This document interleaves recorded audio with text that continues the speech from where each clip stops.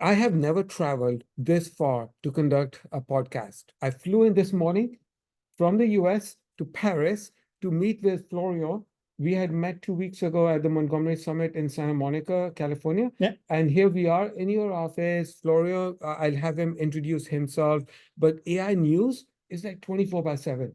So I thought instead of like consuming it, I'll just come into the lion's den. So here I am in this gorgeous office. So I came into your office. I was met by 4 happiness managers, and they have fed me 6 different types of croissants and coffee. So now I'm like ready to go. Yeah, So that's good. Yeah, we're not in California, so we don't have it's a in good thing. yeah, it's a good thing, meaning Yeah. like we don't have the Californian weather in Paris, but like we've got croissant. Yes, And it's better for, well, happiness. it's better for your happiness. It's better for your happiness, for sure. So, Florio, can you please introduce yourself? So I'm Florian Douetteau. I'm the CEO and co-founder at Dataiku. And so should I introduce Dataiku? Yeah, so I'm just curious, very curious, why is it called Dataiku? And what was the problem that you originally saw in 2013? So 11 years, no? 11 years ago. So the Taiku name comes from data and haiku, the Japanese poem. Yeah. How can you make data cute and simple? Yeah. And we started Dataiku at the time of big data. Do you remember big data? Oh, Everyone yes. was talking about big data back then. Yeah. And so my take was that in order to make data usable, to find value out of it, because there is lots of value in an haiku, the poem, you actually needed to make it easier for people to actually derive such value. And that the key part was data science from my perspective. And especially, how can you make data science without a data scientist, or at least without relying too much on them? So how can you build a platform which is easy to use in order to do data science per se, and which led us to build Dataiku as it is today.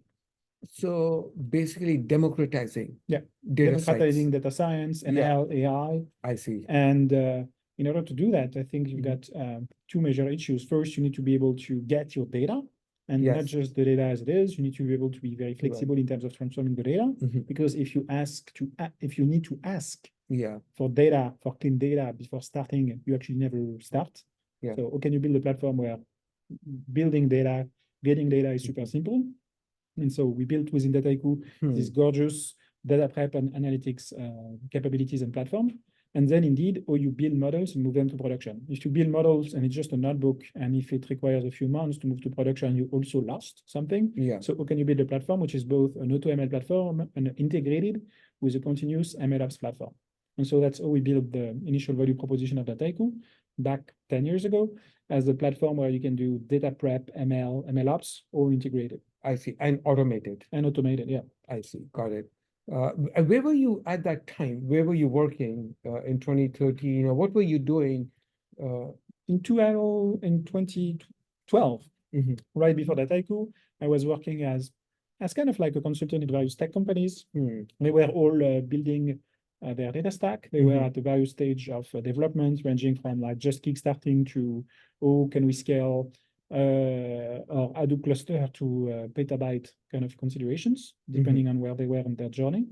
But like they all had the same type of issue, which was that connecting together all of the technologies required to get value out of data was complicated. And so I was like, a platform, a full orchestration platform, which would not be limited in terms of scope or in terms of user persona, could be very valuable for the enterprise.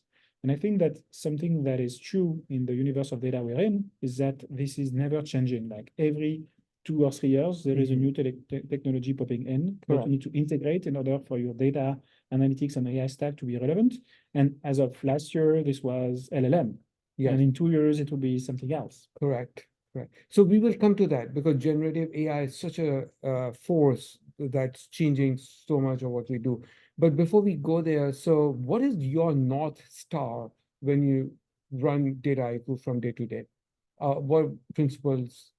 The main one is, how can you actually indeed democratize AI, which is overloaded as a term, especially Yeah. now that everyone is talking about AI.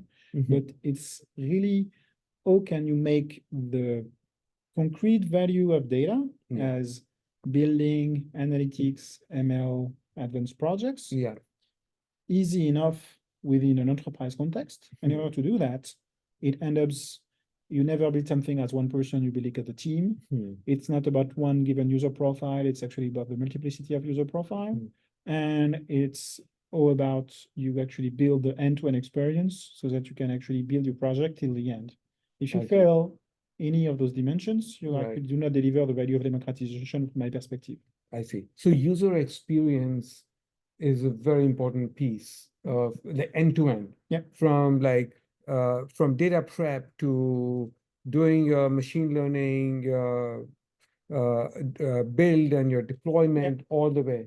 Yeah. So And I think that it's there is lots of value when you build a company to try to, well, let me frame it otherwise. There is little value if you build your company just by doing the same thing as your neighbor, yes, like any correct. other company. You Yeah. need to disrupt a bit the existing state of the art. Yes, And a correct. lot of the state of the art in data and analytics Mhm. is about having like some small boxes, Yeah. and you've got one tool for small each block, and it would be up to the customer to actually choose each tool and Yeah. then connect them together. Correct. There is like one. So from my perspective, the challenge with this way of thinking in Mhm. data analytics is like Mhm. it would be up to the customer to build their own workbench and find the best of breed of each and make things work. But like the issue is that when you work in data analytics or AI, most of the work is indeed in connecting things together. It's a plumbing game. Like that's where you spend most of your time. It's like the Yeah. consistency of everything, the data flow, the metadata, the right. governance, the security, the collaboration. And Right. that's where the pain is. Yeah. And so my point is, as Dataiku, we need to, even if it's hard, even if it's harder, Mhm. actually build that platform which does Mhm. not think about being the best of breed at something, but actually being all encompassing. So this is if I may say, the non-sexy work. It The is a plum. non-sexy work, but like Yeah. it's enterprise, meaning we are Right. not, let's say, we are not building robots. Right. We are helping enterprise to get access to their data and find value out of it. Yeah. So when you started the company, uh, machine learning was really hard, Python skills. Now you keep hearing, Elon Musk or actually Jensen Huang uh, has been saying this, that why even learn coding? Coding is so yesterday. So I'm just curious, the way you started it to make it easy to do machine learning without needing deep data science skills. How has the space changed between 2013 and 2024? From my perspective, the space has changed in two ways. First, I think there is more maturity in terms of leveraging ML in organizations, as in most of our customers back 10 years ago were kickstarting their new ML initiatives. Okay. And now a lot of our customers have hundreds of models in production. Like it's actually a thing. Like you actually run a small internal internal factory with machine learning models continuously being updated, and you monitor them and so forth. It's like it's a thing, an actual part of your company, living like a heart, pumping insights and predictions through the business. It's actually working, and that's good. The second thing is that indeed the number of you mentioned about no code, low code. Indeed, back 10 years ago, there was a myth of like, let's find the data scientists, they'll get Python, they'll get Jupyter Notebook up and running, and they will solve every problem of your business. Correct. And in many businesses, it worked. Well, many businesses, in many tech businesses, that's how it worked. But for the first initial use cases, but as soon as you want to get deeper into your business in terms of complexity of the product or complexity of the business processes, or as soon as you want to move alongside multiple industries, it's actually very hard to make things work with like the central team of data science kind of paradigm. Because if your product is complex, you actually need the domain expertise in order to be relevant. And it's very hard actually to get any kind of domain expertise. I know that to the extent that I have no domain expertise, meaning I know no job, meaning myself, I know a little bit of like software, Mhm. but that's all. I don't understand anything in terms of any industry. And getting to learning any kind of industry significantly to the point of being able to do data science Mhm. at the right level for large enterprise is almost out of reach. You need to, in order to understand financial product for real, you need to spend like a few years in it. It's Oh, very yeah. hard. Yeah, And pharma, you same need for to know pharma. clinical trials And yeah. and understand the diseases and And we codes. talked about Ellen. So yeah, there Yeah. are a few Ellens in the world, but like becoming a rocket scientist is Right. probably difficult. I haven't tried yet, and I will probably I should not Okay. try probably, Yes. Yeah. especially if we want to get people in rockets. So I think that there is this barrier of domain expertise where it's easier actually, and especially thanks to no-code platform, Mhm. to get domain experts to do some data by themselves, thanks Hmm. to no-code platform, compared to having people learning a domain.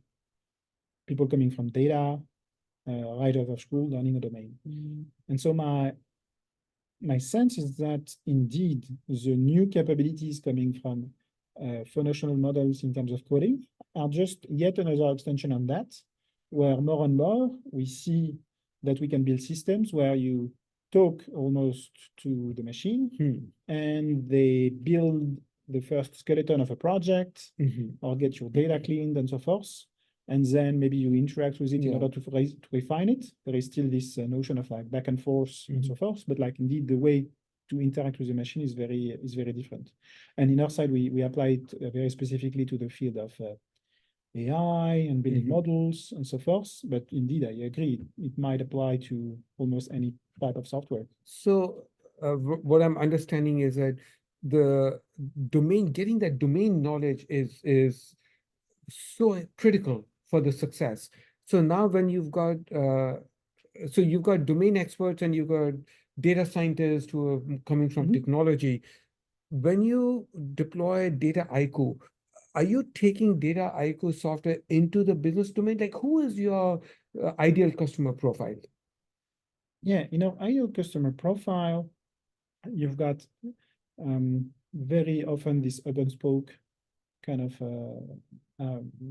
enterprise organizations Mhm. where you've got people embedded within the business Mhm. with some domain expertise, some quantitative mindset, but not being technologists. They can be analysts, they can be supply chain managers, they can Mhm. be actuaries, Mhm. they can be either financial analysts or marketing analysts, Mhm. like embedded within business that can work on the data. And you've got a hub that can be a central data team with Mhm. some data scientists Mhm. building some core data, some core models, and facilitating some projects.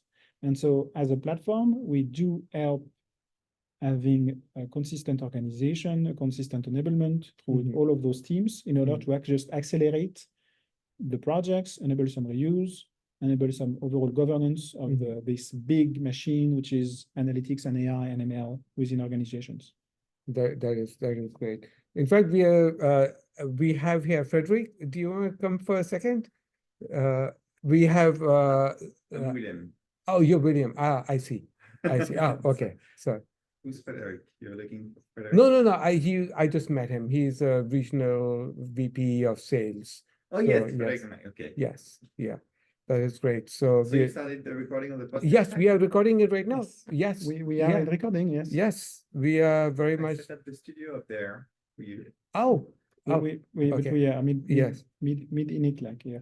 So, so you mentioned we talk about customers. Yes. How many customers do you have today? We've got, well, north of, last September, last Mhm. time we disclosed it, we had north of 600 customers. 600. Yeah. So you disclosed it. September 2023. Oh, so I see. Like Okay. 6 months ago. Yeah. 6 months ago. Yeah. I see. Which are some of your biggest customers? So we have the pleasure to have like customers across multiple multiple industries, with customers as different and as Ralph Lauren, as Standard Chartered Bank, as Morgan Stanley. So customer of any type, Schlumberger, no SLB. So we've got customers all across the globe. What they have in common is that they build a strong data strategy and went into this journey, sometimes very early on, in terms of leveraging data and analytics and AI in order to transform their business at large. So can you give some example of a real life use case? Because I'm trying to connect the dots and understand how has Dataiku helped some of your big customers and what ROI have they seen? So how are they practically using Dataiku? Yeah. So our customers are using Dataiku to multiply the number of, to generate value out of data. So indeed, the number of use cases or the type of use cases are very different. Some of the value can be in terms of just accelerating some old school data analytic process. And you can start with that before getting into AI. Yeah. Because lots of value, especially for people that are in data for a while, is there. And so many of our customers have leveraged Dataiku to move from processes that were running on desktops. I see. Some kind of like analytics on desktop kind of things, even starting with Excel, where you can have like tons of people trying to reconciliate some data, building some processes. It can be, for instance, banks doing their monthly clothing or cash flow reconciliation and so forth of some kind. And it can involve dozens of people copy pasting into Excel spreadsheets and sending things away. And so thanks to Dataiku, some of our customers were able to just automate and industrialize lots of analytic process to just accelerate lots of the time from the data as it is to the insight. How can you turn a process that involves dozens of people and takes a few weeks to something that can be fully automated and takes like 2 days beginning of each month, and we are done. And so a good chunk of what we do initially was that. And it's on the back of like moving data from legacy systems to moving data to the cloud, to the modern data warehousing or so data this is the work that like Alteryx and self-service data preparation tools like Trifactor in the past. Yep. But I would argue that none of those tools have actually been deployed at scale in the cloud, sustaining the transition from more like a legacy analytics to modern analytics on top of the Snowflake and the Databricks of the world. I see. And that's kind of like what we're doing with those large enterprise players. And I think we are one of the leader of this market of the modernization of self-service analytics. And why is it important? Because this is actually one milestone before getting to the next step, which is actually applying ML to broader into your business. I see. Because indeed, in order to actually do cash forecast with more sophisticated method than just doing a simple multiply and divide, you need clean, accurate data, fully automated, in order for your models to be more predictable. And so that's actually one thing that we are that's actually one thing that we're doing. And so then that's one step. Then the next things that we do is that indeed with Dataiku, many of our customers are using Dataiku as a platform in order to multiply the number of models in their business. As in, how can you build, for instance, at the bank, affinity model to understand what type of product could be desirable, but what type of customers, customer profiling and so forth, building a multiplicity of models like that, per customer types, what's the highest number of models that your customers have? Oh, I don't know top of my mind, but like it's in the order of magnitude of like a few hundreds of different models. And each models could be in some situations machine learning models themselves, but like, in terms of number of use cases at the order of magnitude. So going back to data preparation, so a lot of data preparation in the past was done on like your source could be SAP, Salesforce, SaaS products, but structured data. Now we are heavily into the space of unstructured data, which needs some labeling, classification. Is that what Dataiku is also doing? Structured, semi-structured, unstructured? Yeah, we went for in the last 3 years more into the field of unstructured data. I see. And especially developing some data labeling capabilities to label images, to label So text. before even the generative AI wave Exactly. started, you were already doing that. And I integrating see. with deep learning capabilities. We've got quite a few customers in the more tech industries Mhm. like semiconductors, Mhm. actually leveraging our platform with more Yeah. image type data Right. to optimize some aspect of their business. So Mhm. we had built these kind of use cases in the last few years, and more recently, Mhm. in the last year, we've added more integrations, actually quite sophisticated integrations with large language models, Mhm. actually foundational models, because Mhm. some of those use cases are actually are also for Yeah. images, not just language, in order to tap into the opportunity to use them. So there are all these products like LangChain, Mhm. Llama Index, Yep. Unstructured.io. So they have this very interesting way of reading in the unstructured data, figuring out the right chunking Mhm. stuff. So do you also do all Yeah, that? Like, do you Yeah, partner with them or compete with them?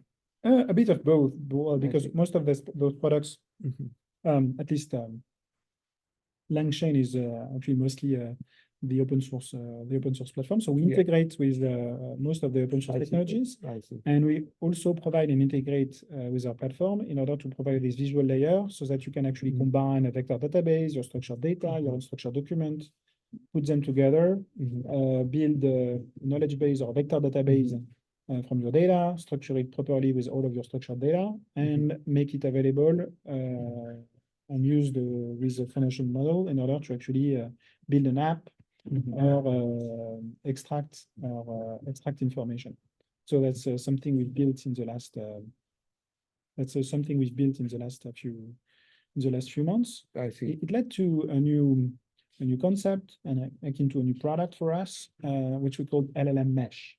Mhm. And the idea behind that is that for most of our customers, there will be a need to have a multiplicity of large language models, either direct ones like GPT-3, GPT-4, Claude 2, Claude 3, Anthropic, Gemini, and so on, Mistral, and so on, but also virtual models, as in models that you augment with your Like a existing data. small domain-specific model That that you are either completely fine-tune or that you augment, fine-tune. Yes. Right. with a knowledge base in order Yeah. to actually build a kind of Right. like a virtual model that is Right. more specifically Right. attuned or focused on one task. And so that I foresee a future where one given enterprise has potentially hundreds of such models that they can need to pick and they need to pick and choose depending on the cost and the relevance for this or that task. And so we see ourselves as Dataiku as being able to help enterprise navigate through their choices and build their application so that they can easily then decide after the fact, especially because from my perspective, the market of LLM is very dynamic, meaning every week or so there is something happening, quite Correct. literally. Must be very difficult. Well, it's difficult for me. Well, if you follow the news, it must be like, Okay, so this is the secret I'm going to share to the viewers. you use an LLM. No. No. I try, but the secret is I am a research analyst. Yeah. I get paid. Okay. So I thrive in this complexity and confusion. My heart goes out to your customer, the end users, because they have a day job. Like they're running a whole manufacturing plant. So for them, it's a big challenge. For me, it's a good thing. I agree. And I think it's up to us, like you as an analyst and us as a platform integrating with the newest technologies to simplify a bit of this so that when you get kind of like the end product, it's a little bit more stable, it's a little bit durable, or more like in context or documented so that they don't have to scout the full market because you can go crazy, I think. Right. So I do you have NVIDIA GPUs here in your in your facility, your office to fine-tune models? No. So most of the computation occur actually within our customers. The way the Dataiku platform works is that we actually provide our platform and our customers are actually managing actually all of the data and so forth. Like we don't manage data for the benefit of our customers. We deliver software. Yes. And anyway, indeed, it's an office in the middle of Paris. Like it would be very expensive to a GPU here. No, but this is where I'm heading to next because I'm trying to understand what is the current state. and where we will be by end of 2024. Yeah. My point is that if I want to personalize AI Yeah. with my own data, I Yeah. have three options today. I can train a model, which hardly anyone is doing. Yeah. I can fine tune it. Yeah. So I'm curious what percentage, or I can do RAG. Mhm. So what percentage of customers you see today training, fine tuning, and RAG, and where do you think we will be this time next year? I think almost no one is training. No, A few, right. yeah. Very few are fine tuning, and a I see. vast majority are doing RAG. RAG. Yeah. And I think that in order for fine tune to be more realistic, Yeah. you would need more. I think it's either more open source models or more fine tuning APIs from the big vendors to be Right. for this to be realistic. Right. I think that something that people do not realize is that for enterprise use cases, for many enterprise use cases, fine tuning is not, let's say, so much of something you can use without thinking about it. For the one reason is that in many enterprise cases, when you want to fine tune, you want to RAG or fine tune, you want to RAG or fine tune with your enterprise data. Yes. Yeah, but in most enterprise data is secured. Yes. With some authorization in some way. Correct. As in in a bank, or actually in most companies, Right. no one has access to the same data. Yes. Well, Yeah. just by design. Right. Yeah. And so the issue of fine tuning Yeah. is at least with the current state of technology and the way LLM works, when you fine tune, it's very hard to guarantee that you wouldn't leak some information if you just pour in all of your enterprise data. Right. So you would need to build an architecture where you have to just think about the subset of the data within the enterprise, which is public, as in available to the whole enterprise, maybe use it for fine tuning. Right. And then you need to RAG on top with Right. like the context specific authorized data that the user asking the question can see. And that's where I think the limit of fine tuning versus RAG is on top of the cost of it. And Yeah. I just introduced the concept, the idea that indeed many of the, let's say, consumer-facing LLM thinking, which is ChatGPT and DALL-E and so forth, need to find their translation into the realm of the enterprise, which include security and privacy and SLA in terms of quality and so forth. Yeah. All of this needs to Cost, be performance costs, like accuracy, ROI, all of those considerations, I think needs to come to actually enable the full realization of the potential of LLM as a technology for the enterprise. Yeah. So I see it'll never be fine tuning or RAG. It'll be both. You fine tune and RAG. I think they will coexist for now. I think they will coexist for now, but Yeah. I think that for many enterprise use case, it's indeed about RAG first. Yeah. Correct. So today, I think 90% is RAG.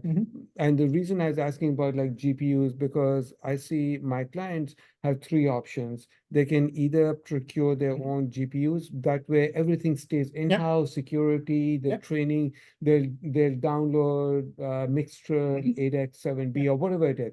So the second option is you do it in the cloud. So you have Vertex AI from Google Cloud or Amazon AWS Bedrock or OpenAI with Azure.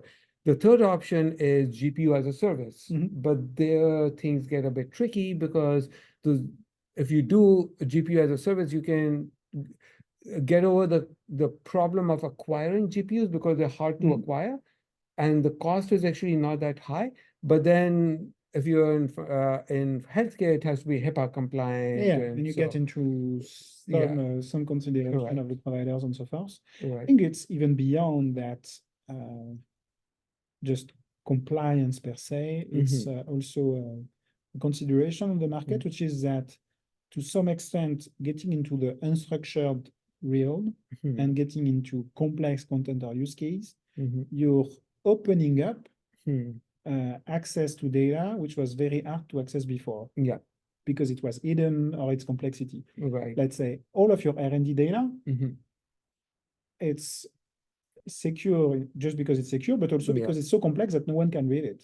But now if you can put an LLM and train on it, all of this treasure trove like R&D data Yeah, can actually become searchable and discoverable, and someone might use it. yeah. So indeed, there is a consideration of security associated to certain type of Yeah. data that was not existing before because the capacity of technology has changed. So I have two questions Yeah. based on what you just said. AI governance, Mhm. let's take that first. But the other, after that, I want to ask you about what are some of the use cases beyond some toy use cases, like summarize this document, but like your customers are doing with generative AI. But before we talk about use cases, what are your thoughts about AI governance? Is Dataiku uh, taking part in AI governance? Yeah, we've worked on AI governance also for a few years, starting actually more with traditional AI governance, and now adding to more also LLM type of consideration there. In the context where indeed we could see and foresee for a few years that there would be more regulation associated to AI, leading to some form of like, let's say, extension of GDPR, if I'm oversimplifying, as in indeed the need of tracking and understanding what's happening, what type of data, what type of processes, what type of guarantees and verification and compliance checks and quality checks you've done for all of your projects. So specifically, we've added a governance project I see. in Dataiku. How do you define governance? What Like it's like specifically the ability to manage projects I see. with associated to projects, various assets that can be data and models, and have some rules in terms of sign-offs, having some documentation requirements at certain steps of the projects. And the practical then implication is being able to guarantee that before moving a model to production, you've got this or that group that have given their sign-off, and that such sign-off should be also about providing some documentation about, let's say, the bias mitigation that has been put in place before moving the model in production. And for any organization, you need to translate the compliance requirements of the domain, the local compliance requirements, and potentially also the internal policy of the company into a set of rules applying to every data and AI projects that then translate into at each steps, including sourcing the data, designing the model, moving the model to production, updating the model. You have certain then subsets and some actions to be done, which require some verification and sign-off, and you need like an overall control of that because it's serious. See, this is where I find things very interesting. I've been dabbling into AI governance a lot, and but I noticed that when I talk about AI governance, it's also AI operations. Yeah. Like because what you just said is the entire operations, right? So to me, it seems like we are overlapping. In data, that was not the case. You know, the CI/CD, orchestration, continuous testing was always part of DevOps, data ops, and then data governance. But in AI, I think we are merging AI operations and AI governance. Like, Yeah. Well, what I think that there is the main difference is that in the governance part, indeed, you need there is this notion of specific verification and guarantees when moving things in production. Why? Because it's not just about, let's say, transforming the data and you're done. It's akin to like creating a new product and so verifying that this product is okay before releasing it to the market. So it's almost as if from the way I think about it, you have you have now, every time you release a consumer product, you've got some guarantees, some specification or ISO, whatever, that you need to actually to go through. And every time you update your product, you go through them. And like in typical consumer cycle, you release a product maybe every year or something like that. A new instance of your product, a new version of your product. The thing is that with AI and data, you've got the ability to micro update part of your product, maybe every week or every month or even if every day, because you have new data, you've got a new model, and you update something that will update then a behavior within your product. Like thanks to data, you can update this behavior almost continuously. But so because of that, you need to adapt and then have a level of control at this very much level of at this very much level of like each time you update the model. And I think that's actually very specific to this loop of data to AI to and then the end user. So updating the portion of it reminds me, one of the hot topics these days is this whole idea of AI agents, very focused. So can I use Dataiku platform to build AI agents? Which is, I say AI agents are like the microservices of software. You know, yeah, some you can build some with the Dataiku platform, and then I think that it will also let's say I think that the AI agents as we build it in 2024, us practitioners of AI are probably just very crude compared to we will build AI agents 2 or 3 or 5 years from now. I think this domain of AI agent is just at the very, very much beginning. Same as like you were, I guess, already in the field of data 10 years ago or 15 years ago. You remember when we were doing Hadoop. Yep. You remember when we were doing Pig as like the new sequel. Yes. I liked Pig a lot. Yeah. Like when you think about it, indeed, we were moving along with the flow. We were experimenting in new things. And the technology of big data as they were 10 years ago looks to us a bit, let's say, funny compared to the kind of things we can do today and the scale and the ease of use. And I think the same in 5, 10 years, building agent will be very different. Their quality will be very different. And today, the market is very early. So yeah, so no doubt, no question about that. The question I have is I get into these arguments with a lot of people who feel AI is overinflated with expectations. It's a hype, and they think we are going to crash and burn because hallucinations and probably probably. But I think that indeed there has to be some consciousness on the fact that unless there is some new magic and someone come up with an AGI next week, and it can happen, like we don't know. It either which is improbable, but like let's assume it's not the case. Then for most enterprise use cases, you will have a need of quality where you've got almost zero hallucination, almost zero. And to get there, you need to do some grounding and some verification in some very hard facts for any output of any agent. Getting there currently is hard or not so practical. It will require some evolution of technologies. That's like topics we're working on as many on the planet. But most likely it will be done, let's say, more on a use case or subdomain per subdomain basis. And the way I see it for the enterprise is that for every domain of the enterprise, well, in the enterprise, you don't have like that many subdomains. Like any given enterprise is maybe like, let's say 50, 100 topics. You've got sales, and within sales, you've got sales performance, you've got your marketing mix, you've got within your R&D team, you've got, if you're in pharma, you've got discovery of molecules, you've got your manufacturing process, and within your manufacturing process, the quality control, and another thing about like demand planning, like you've got maybe 50 to 200 topics.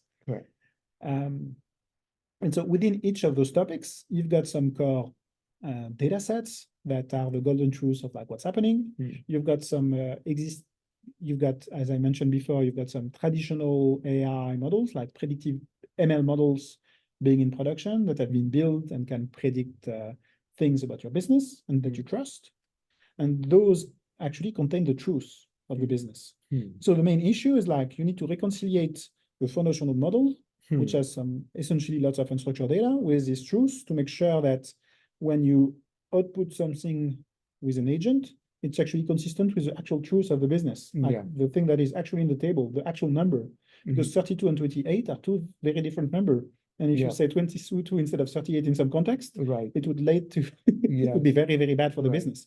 And so the best way to do that now, and I think the way it will happen, is building domain by domain, more specific agent that have some guarantees in terms of quality. I see. And it will be a process within each enterprise to actually help and do that, decide for which reasons and for which domains it's worthwhile for them Mhm. to build this type of expertise or build this kind of experience. And yeah, it will be a process for a few Yeah. years. I see. And so I don't believe that much into I think it's harder and not so practical Yeah. to build a very generic enterprise agent that can do everything. Oh, quite yeah. literally. Correct. You can have like very generic agent in the enterprise, but like as I mentioned, that would be focusing on the public data of the enterprise or like Right. more collaboration tasks, akin to the kind of agents you can have in your enterprise chat or let's say collaboration tools like Office Yeah. or Google Suite kind of task, helping you with like the generic search information, Right. text kind of things. But like any kind of like specific tasks Mhm. would require more specific agents that would have to be built. Yeah, like in customer service, there could be an agent that is doing search and retrieval based on the questions. Yeah. Another agent is opening a Jira ticket. Yeah, exactly. Another agent is scheduling some person to call you or visit Exactly. you. And the question for the enterprise is that in some Yeah. situation it will make more sense to actually build Yeah. the agent themselves, because it's Right. like the way they need to deliver the service, as in customer service, is very specific, and they want to be Correct. differentiated there. Right. And in some other instances, Right. it would make more sense for them to Right. just purchase something on the shelf, because the Right. provider of support services or support ticket are Right. already building something that Correct. is enough. Right. And there is no a new kind of like build versus buy articulation there, which is still to be discovered by the market. And the agent is sensing the environment. It knows the customer who's called. It's using a large language model. It has far more context. I think what it's missing right now is a reasoning piece. And I think that reasoning is going to get better as these models are trained on more and more data. Yeah, that's a good question. Like it's a question of like whether reasoning comes magically with scale and data, Yeah. or do you actually need Better to force it a bit? Yeah, which is back some to human some feedback. which is back also to some very down-to-earth business considerations. Right. Can you build the best agent just Yeah. by learning from existing past behaviors?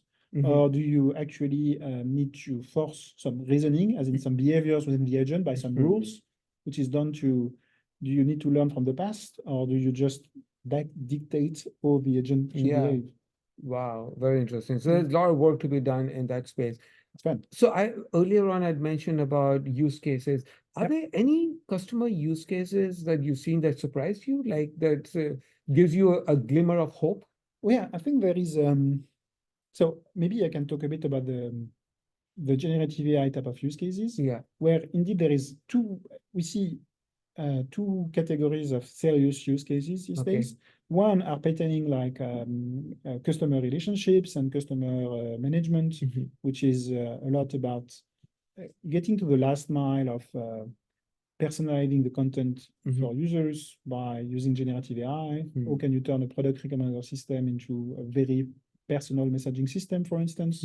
How can you think differently about managing all of your public-facing, customer-facing content? So customer facing. So it's quite a bit. Yeah. But the part which is like me was more surprising is like a full set of use cases that are very much internally focused, associated to the complexity of some industrial or operational systems. Meaning, we are in a city, and like in order to get the city up and running and this building, you've got some complex HVAC system. You have people that have to supply electricity or gas and so forth. Like just within a city, you've got like lots of things up and running. And so for all of those systems, you have behind us people that had to extract some oil, that had to run nuclear plants. You've got like people managing construction sites. You've got all of this industry where you got lots of text associated to all processes being done. And so what we've seen is like many use cases which are about managing all of this information that can be associated to incidents in the business, the optimization of like specific tasks, where you could use LLM in order to just accelerate a lot the job of people on the ground. I see. Like how can an operator look at multiple years of or comparable of different type of construction sites in order to understand better if what is seeing right now is comparable to something else. So like assistant. Yeah, full assistant, because like Yeah. the thing is that many of the brick and mortar kind of like businesses are actually generating tons of unstructured data Right. that they were not tapping into. Right. Comparatively, you could argue that banks are manipulating structured data for like decades. Right. But like the issue in terms of some of the more non-financial or non-information kind of business, where that they were generating lots of text data, and it was very hard to leverage this data. So right now you have actually lots of opportunity there that indeed are always surprising to me. By the way, you mentioned we're in the city. So in fact, you were just telling me we're right by the River Seine, and right behind us is where the opening ceremony of the Olympics 2024 will take place in July. Yeah, exactly. So, right here. right here. Wow. Okay. It's a great place to be. So we only have a few minutes left. Let me ask you another technical question, then I want to ask you about some personal. I saw on your website, Forrester did a total economic impact study. Can you talk more about that? Yeah. Yeah, we've done with Forrester a ROI impact of an economical impact of projects for customers that indeed showed multiple 100%, 400+% ROI on the analytics and AI projects being considered. And this was including the full TCO of infrastructure, software, personnel involved in terms of building and supporting, not just building those AI and ML projects. And I think it was important for us to do so because, well, we built Dataiku in order to accelerate the time to value towards ML and AI. Because I think that and why it's important is that because many companies are afraid of jumping in the wagon of data, ML, or AI because they're just afraid of the cost, they're unsure about the ROI, and they have the fear of, well, it's not for us. Like they have the fear of like, you need lots of upfront costs, you have uncertain results because it's probabilistic, you don't know. Whereas in fact, in most of those most of those domains, you do know that some use cases work. And if you've got the proper platform, integrating the data and building your model is not that complicated. And so for us at Dataiku, it's not just about, let's say, helping the biggest early innovators of the world or the digital giants to become even more productive. It's also about how can you actually explain to every company in the world that indeed they could just leverage data more. Yeah, got it. Okay. Thank you so much for updating. So my final question to you. If you were not doing technology or AI, ML, what would you be doing? Oh my God, not technology, meaning I think I started to do coding. I learned code when I was like maybe 5 or 6. Nowhere. And proper coding when I was like C++ when I was 11 or 12. Oh so, my God. Yeah, I don't know what I would do if I was not doing technology. I guess I wouldn't, assuming that you would not code anymore, I think I would try to do. I think I would try to do poetry. Poetry. Yeah. Haikus. Haikus. Actually, I think haiku are like a long-term game for me. I see. I think I'm not good enough to do haiku. I probably would focus on like much longer poems. I see. I think when you're bad, you just like start long poems, and like as you get better, I think you can get to haikus. Yeah. But like it probably requires like 20 or 30 years of practice. I'm not sure. Maybe if I start now, I can. So let me ask you that. Tell us something that you've done that majority of people don't know. Something fun, like a hobby or something interesting. Oh, I've done improv for a few years. Improv, comedy? Yeah. Stand-up comedy? Improv comedy, which was not stand-up per se. I see. Yeah, improv is actually you actually don't know your text at the beginning. I see. Stand-up comedy is actually very different because if you're alone on the stage, you actually need to rehearse quite a bit. It's actually way harder, I think. I see. So do you see yourself doing more of that comedy? I don't know. I mean, well, if I maybe, but one thing that I realized at some point doing that is that if you fast forward 10 or 20 years, there are many things, including in the arts, Mhm. that could be done differently because of AI. But let's say the real life experience Mhm. is something that hopefully will never change. So yeah, maybe at some point we'll all need to get back on stage and stop Yeah. being behind screens. So one last question. What advice would you give to people watching this? Like, how do they keep up with this technology? What should they do? Like any life lessons you've learned that you would like to impart? I think that we are in a particular state of technologies where you just need to get back to your keyboard a bit. I see. I think that it's Stay technical, be hands-on. I think Yeah. it's a super fun moment Yeah. where you got new, Yeah. at least talking specifically about the field of Right. LLMs and so forth, where you got Yeah. lots of new technologies popping Right. in, new frameworks, new ideas, and that getting back, being hands-on makes a lot of sense. Just to get a sense of like what's possible versus not. Very nice. This has been amazing. Thank you so much for taking the time. I know you've been busy. You were in New York last week, and then you just got back. Yeah, exactly. And I really appreciate your graciousness of hosting me in your office. Thank you for And coming in. And so yeah, maybe I've seen you 2 weeks ago, so maybe see you in 2 weeks. I Yeah, don't know 2 weeks. where. I don't know where. Actually, we might Google Cloud Next. Are you going? No, in Vegas? In No, Vegas? not in No? Vegas. No, Okay. I'm not Okay. no Vegas. No Vegas. Okay, no worries. Thank you so much, everyone. It was such a pleasure. And till next time, Thank you. take care. Thank you. Bye.